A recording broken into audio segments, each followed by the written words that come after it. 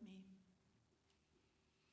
As we come together this beautiful day that God has made for us, we know that we are truly blessed, as God is that one Spirit, that oneness that has created each and every one of us, every blade of grass, every rock, every flower, every animal, that oneness that is everything in everything through everything.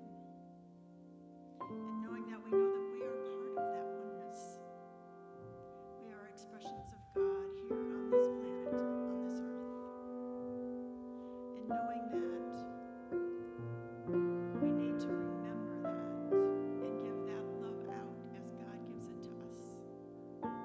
Just radiate that love to others, no matter how they are reacting to you. Give that love out. Be a shining light in this world. So we are here together as a community to show our love and support of one another and to worship together, being free to do so in this beautiful land of ours. We know that no matter where anyone else is, in an ashram, at a kitchen table, on a mountaintop, that they are all equally worshiping in their own way. And we honor each and every way. We are so thankful today as we come together and all the volunteers who have helped put this service together to make it so beautiful. We honor our ushers, our practitioners, our music, and our technical people that put us out on Facebook so many people can hear us. And we are so thankful and grateful for each and every one. So today, we just know that we are greatly thankful as we just come off of Thanksgiving. We've all been together with those we love, and we've been in gratitude that we continue that gratitude all year long, knowing that we are grateful for each breath we take, for each person that crosses our path, for each thing that comes in our path, that we are just grateful and thankful for each and everything and each and every person. So we say together, and so it is.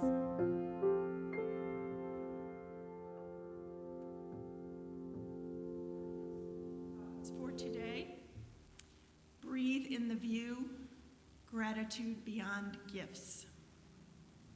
From Kristen Armstrong, when we focus on our gratitude, the tide of disappointment goes out and the tide of love rushes in. From Doris Day, she was a very positive person. Gratitude is riches. Complaint is poverty. And from our founder, Dr. Ernest Holmes, gratitude is one of the chief graces of human existence and is crowned in heaven with a consciousness of unity. There was some emotion with that song. It was beautiful. Thank you. This is the last Sunday of November. I think I need to stop saying those things because it just seems like it makes things go rush a little bit more. And our theme for the month has been breathe in the view. Breathe in the view. Not just look at it, not just check it out, but breathe it in.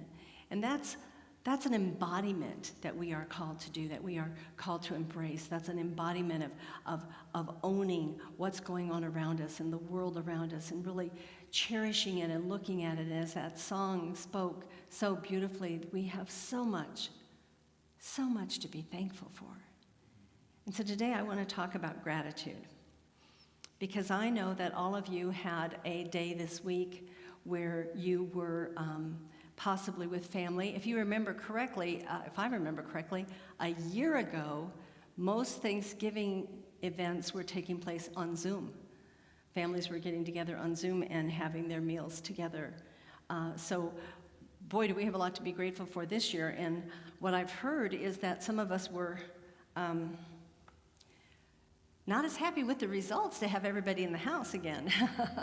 So, hey, that's how family is and that's how it works. But anyway, we have so much to be grateful for and to look at that idea of gratitude beyond the gifts. Gratitude is the practice of the realization that all good has already been provided. All good has already been provided. It's more than an emotion. It's actually a creative energy. So it's not a passive thing to be in gratitude, to be thankful. It's active because it's a creative energy which reveals the ever-present abundance of the universe. Wow. The ever-present abundance of the universe. How beautiful is that? So in the Ernest Holmes quote that Sharon shared with us a few moments ago, we talked the mention of heaven and gratitude and that place of being in heaven and how it brings us to that realization. And that is that mindset that we believe that heaven is a state of mind. Heaven is an experience, an expression for each and every one of us. And it's not a place we're going to, it is a reality of how we live our lives. And the more heaven you have is based a lot on the more grateful you are every day, because it expands us exponentially. So there is a power in the universe that's greater than we are. We've heard Ernest Holmes' quote about this over and over again. There is a power in the universe, and it is greater than we are. It is greater than anything we've ever known, anything we've ever seen. Even though we have seen it expressing, it is greater than all of that because our awareness of it is still limited. And so when you think about that and you get a handle on that, you know that we are seeing great, magnificent, amazing things, and there's so much more for us. So much more for us that this power has to bring to us. And this power multiplies its effects 1,000 times through the united consciousness of a group. It expands, it multiplies every time a couple of us get together. So when we think about that in the positive sense, we would want to say, okay, then we want to work and strive to always be in that place of positivity and gratitude, thankfulness, because that's what we want to expand, right? That's what we want to increase for each and every one of us.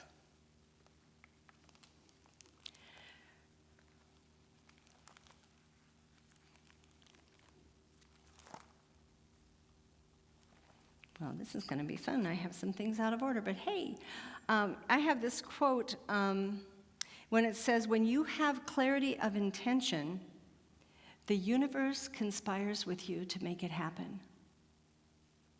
I like that. That means that when I see the world clearly, when I am intentional and I know what's going on, the universe is conspiring with me. We all have seen evidence of this. It's those times when you're faced with a decision and you're trying to decide if I'm going to do this or if I'm going to do this, and as soon as you make the decision, it's like things open up. People start to show up. You see a commercial on TV about it. You see something on some social media about the very idea and context of what you're talking about. Someone calls you on the phone and says, hey, I was just talking to somebody the other day, and they were talking about this and this and this, and didn't you mention that you were looking at, and it just kind of all merges upon us. It's conspiring on behalf of us. So consider your world for a minute. Because your world and my world, yeah, they tell us we live in the same world, but they're different. We all have different expressions and experiences of what's going on. So consider what's going on in your world for just a minute. The world that's taking place outside of your mind, although the reality of it is within your mind. Don't get lost in that, but that's where it's coming from. That's where we're creating it. And this is the world that you project all of your ideas and beliefs on. Every time something happens, you're either saying, whoa, I didn't expect that to happen, or you're saying, yeah, I knew they were going to do that, because that's the kind of stuff they do. I mean, it's based on that belief system. It's based on the narrative that we have going all the time. So how much of this world are you willing to give thanks for? How much of the things that are going on today are you willing to be grateful for? And are you willing to look at that beyond the idea, the judgment, the evaluation that you are living in of what it really means and what it's really about? This week we are encouraged to get crystal clear on what we want, how we want to express it, how we want to experience it, how we want it to show up for us. Crystal clear. The answer, I don't know, does not work in science of mind. So there's a question that you can ask, and that question is pretty simple. It's, what does the universe want to manifest through me? What am I here for? What is my purpose? What is it that I should be doing or I could be doing that can bring this to a greater expression for others, that can bring this to a better world, more cohesiveness, more collaboration, more compassion, more love, more connection? What is that about? And what can I do? And then we want to give thanks for the perfect unfolding before it happens. We give thanks, knowing and trusting that whatever is coming forth is exactly what is meant to be, that it is the highest and best good and greatest good for all concerned. Now, we have a little controversy that goes on within this philosophy, I don't know about others, about when we pray, how specific should we be? And I'm a firm believer in being incredibly specific. Yet I let God know that I'm more than willing to be surprised. So here's what I think it's going to look like. Here's what I want it to do. Here's how I want it to be. But hey, Spirit, I know has a better idea and is going to take me beyond any concepts of limitation I may have. So bring it on. But let's start here. Could we start here? Because this is what I'm thinking. And where we, I think, have a tendency to get in our own ways, we kind of trip ourselves up a little bit with that because we think, oh, no, we're not supposed to be specific. And yes, we are. I cannot tell you how many times I achieved a job, met an individual, moved into a home, had an experience that all of a sudden in the middle of it, it's like, oh my gosh, this is what I prayed for. Someone shows up to be in support of something that's going on, and it's the exact person with the skill set that I'm looking for. Because we are required to tell the universe what we want. It's like when you go to a restaurant and they give you a menu, you can't say, I don't know, something around here would be good. First of all, the waitress or waiter will lose their mind because they won't know what to do, but you want to tell them what you want, and you want to tell them how you want it prepared, and you want to tell them all these wonderful things about how you enjoy your food so they can bring it to you perfectly. And that happens all the time, right? Well, it happens based on your belief. Just don't let go of that idea, because sometimes we don't believe it's going to happen that way. So I have this quote here.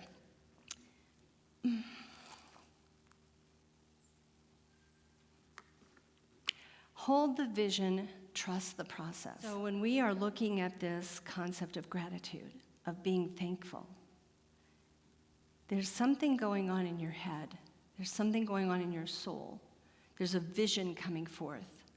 Hold that vision and trust the process.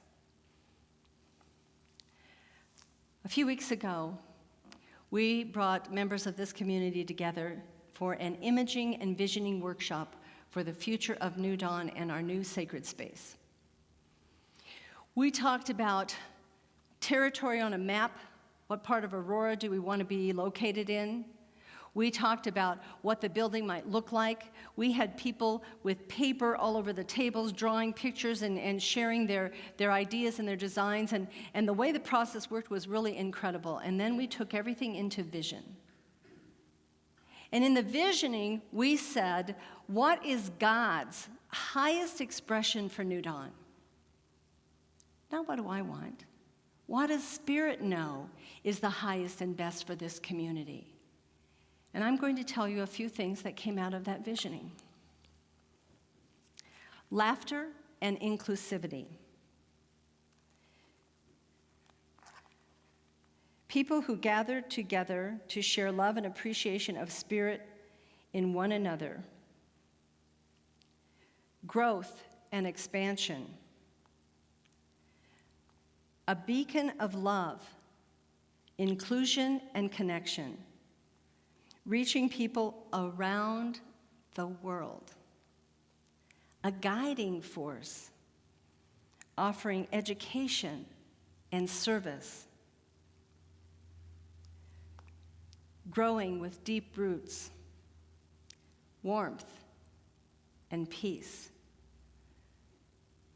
A role model demonstrating love, openness, acceptance, and authenticity, grounded in truth and love. These are some of the things that came forth for us that are a part of what New Dawn is and what we are becoming. And I don't think there's a single thing in that list that we would argue with.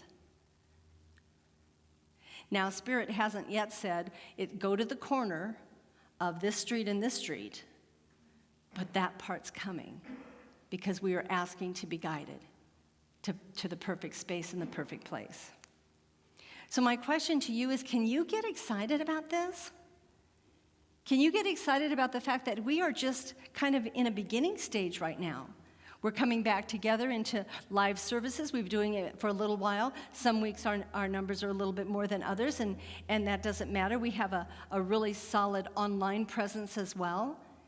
And at some point in time, we want to take ownership. We want to have some type of space that we can kind of call our own, or at least share on a little bit different level than we do here. And we want it to be in Aurora, Colorado. Can you get excited about that? Can you be thankful and grateful for that idea today? Because if you can, that's what's going to catapult us into that expression. That's what it's going to take.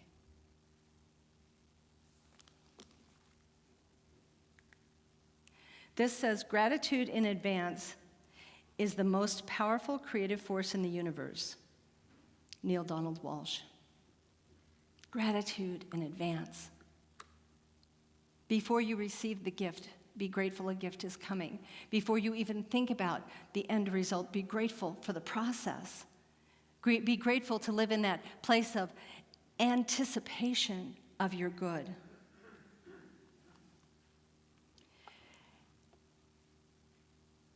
I'm told that the sun shines 100% of the time.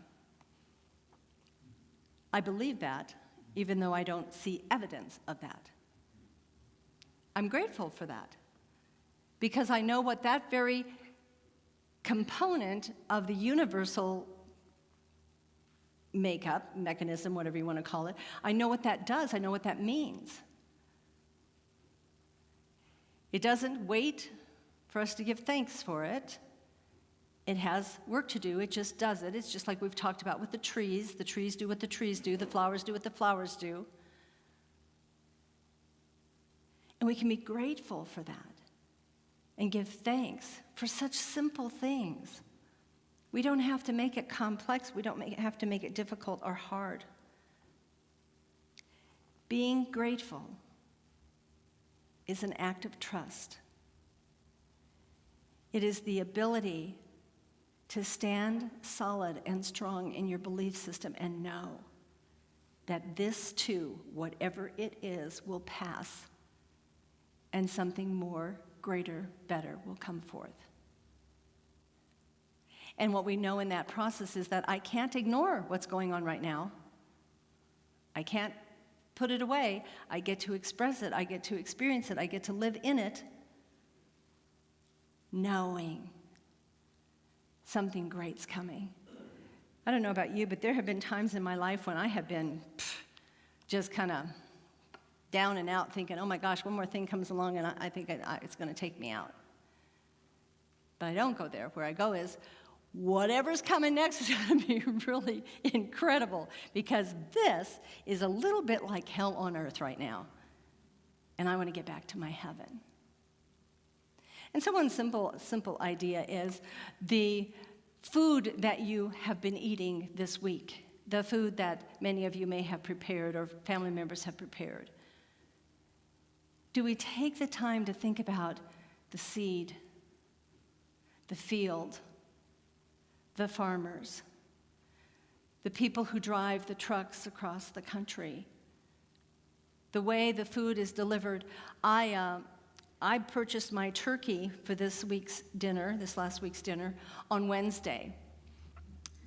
Thursday was Thanksgiving, so I kind of waited a little late.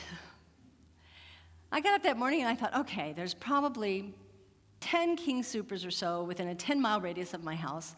I'll just go to the first one. If they don't have any turkeys, I'll go to the next one, and I'll just keep going. And I looked up a couple butcher shops. I had this big plan, and I stopped myself, and I thought, wait a second. God's in this. I don't have to go to 100 different stores. I can go to one store and find everything I need. I'm just going to do a treatment right now that's exactly what's going to happen. Now, I could have swore I had been in my King Soopers 2 days before, and the bin was empty. But when I showed up on Wednesday morning, they had turkeys, abundance of turkeys in that store. And I was able to purchase every single thing I needed to create the Thanksgiving dinner. I don't recommend you wait till the last minute. Some of us, our hearts don't do well with that, but for me, that's how it worked out this year. So taking the time, taking the moment. This week, I encourage you just to take the moment for the small little things that don't seem to be quite as significant, maybe. Maybe we overlook them. Ernest Holmes says, a thankful heart is in harmony with all life. He says this, if we are seeking healing of our wounds, he's talking about spiritual mind treatment. If we are seeking healing of our wounds, we are to come in peace and with spontaneous joy. For spirit is joy. Let us also come in thanksgiving, for a thankful heart is in harmony with life. And we must also come in quiet confidence, with open and receptive mind, a believing heart, naturally, sanely, expectantly. In this way, we are entering the portals of reality, clad in garments of righteousness. Oh my goodness, how beautiful is that? That is absolutely beautiful. I don't have to be broken and my heart just down in the dumps and be sad and sorrowful. When I go into prayer, I can go into prayer in joy, knowing that Spirit is listening and knowing what's coming forth for me. We can practice unconditional gratitude.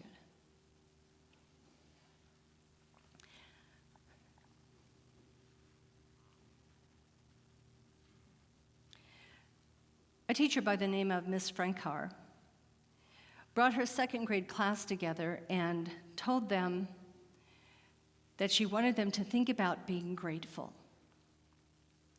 And she told them that if you are grateful every day, if you're always looking for something to be grateful for, when those other things happen that kind of hurt you or upset you and don't feel quite right, they will be minor things to you, because as soon as you look for something to be grateful for and you express that feeling of gratitude, it's like your heart opens up. It's like your heart just swells in your chest and your life is happier and more joyful. And she handed out pieces of paper to every student in the room, and she told them to get out their color crayons, and she said, I want each one of you to draw a picture of something you're thankful for. There was a little boy in the class whose name was Simon, and he was beyond shy. And he was sitting there looking around the room, almost frightened at this assignment, looking at this blank piece of paper. And he's watching all the kids just busily scribbling away, making their pictures. And all of a sudden he got an idea, and he started to write on the page. And when they were done, she said to them, how about you come up here to the front of the room and you show us your pictures, which just put a look of horror on Simon's face. But the other kids showed up. One little girl had drawn a big, huge picture of a chocolate bar, because she is so grateful for chocolate.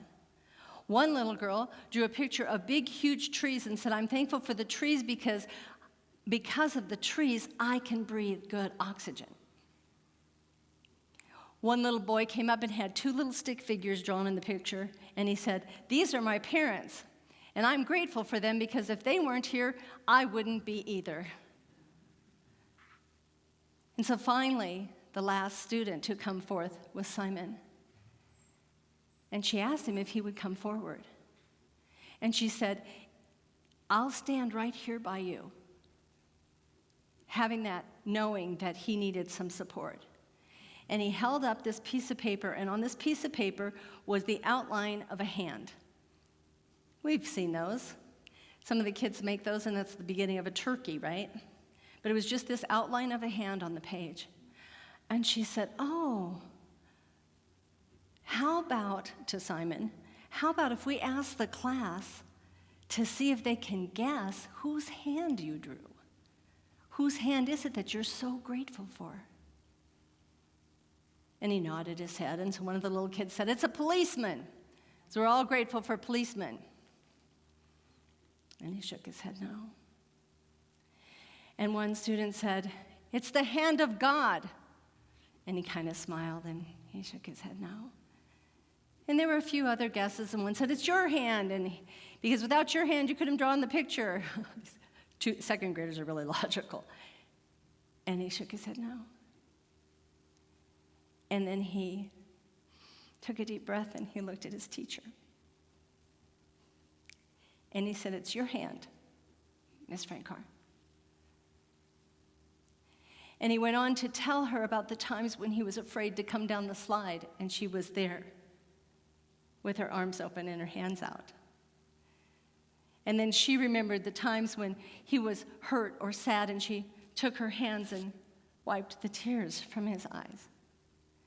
And the times that she would throw her arms around him and hug him because he was frightened or feeling alone.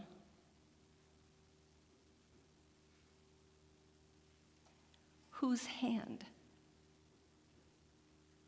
has come into your life today that you can be grateful for? Take a moment. Take 10 moments and consider being grateful for every hand who's ever touched you, every hand who's ever touched your life, every support, every wave, every gesture. This week, I encourage you to take the time for gratitude. Ernest Holmes says, gratitude places you in the energy field of plenitude. Glow with gratitude and see how awe and joy will make their home to you. I'm sorry, that's not Dr. Ernest Holmes, that's Michael Bernard Beckwith. Glow with gratitude. I love that. Glow with gratitude and see how awe and joy will make their home with you. This is the assignment you have for this week. This is our homework to move into this place of gratitude, being a part of the energy flow. I love living in Aurora, Colorado. I've been up here a little more than 2 years. I travel all over the place in my car, and some days, yes, there is a ton of traffic. And when the traffic slows down, I go into my list of gratitudes. how grateful I am to be here, how grateful I am for my vehicle, how grateful I am for all the other drivers who are paying attention and looking out for me, how grateful I am that almost every place on my Google Maps says I'm going to be there in 10 minutes, and that's never the truth, but I'm still grateful for it. This week, let's take ourselves and our lives and live and just relish and cherish those moments of gratitude and all of those wonderful things we have to be grateful for. Please pray with me. Practitioners, please stand. Oh, so as we just breathe into this space, this time right here, right now, knowing that this service is coming to a close, we know right here and right now that there is a power. There is a presence, there is a truth, there is a light. It is greater than anything we have ever experienced. It is what I call God, and it lives within each and every one of us. And it is good. It surrounds us. It fills us. It guides us. And this week, I know it opens our eyes to all of the amazing things around us that we have to be grateful for. Because what we know is that as we step into gratitude, we let go of complaining. We let go of the challenging ideas and the problems that we may be carrying. And we breathe easier. We allow joy into our hearts. Breathing in, breathing out, gratitude. And so I give great thanks right here and right now for the community of New Dawn. Because I know this community is thriving and growing and multiplying and reaching out and touching others' lives and supporting so many people. And with all of that, we have this family that comes together in a space, in a place where we can connect and we can just feel good about being together, loving, joyfully expressing who we are, being completely and fully accepted for all that we are. How grateful I am for all of this. And today I just bless all people everywhere. And I know that each and every one of us has the right and the ability to live in gratitude. And so I give thanks. Releasing these words onto the law of mind, where I know that Spirit is already saying a resounding yes to everything we speak, everything we seek. Knowing it's perfect, it's good, and it's already done. We let it go, we let it be, and together we say, and so it is.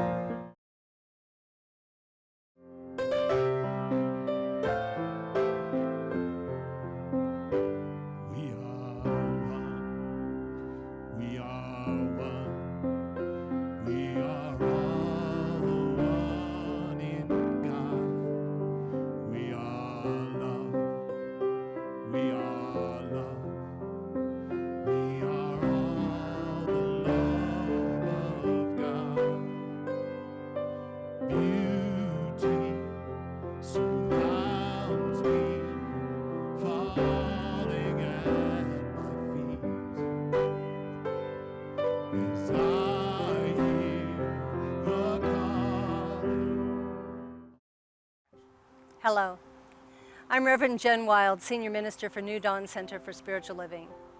New Dawn Center is a global community, and we welcome all people, all paths, all ways of thinking, all philosophies. So know that you are welcome here, and thank you for joining our online community.